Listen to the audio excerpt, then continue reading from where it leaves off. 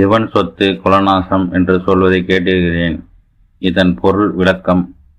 சிவன் சொத்து குலநாசம் என்பதில் உள்ள சிவன் என்ற சொல்லை சிவபெருமானாக கொண்டு பொருள் கொள்ளக்கூடாது. அவ்வாறு கொண்டால் சிவன் சொத்து தானே குலநாசம், மற்ற தெய்வங்களின் சொத்தை எடுக்கலாமா என்ற கேள்வி வரும். சிவன் சொத்து குலநாசம் என்பது உண்மையான பழமொழி. சிவன் என்ற சொல்லுக்கு மங்களம் என்பது பொருள்.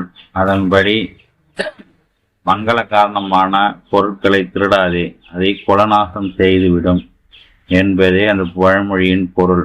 உதாரணமாக அரிசி, உப்பு, வெல்லம், மஞ்சள், பால், வெண்ணெய், தங்கம், வெள்ளி, தெய்வ நூல்களை வைத்து பிராயணம் செய்யும் திக்குப்பலகை, இது பெருக்கல் குறி போல இருக்கும்.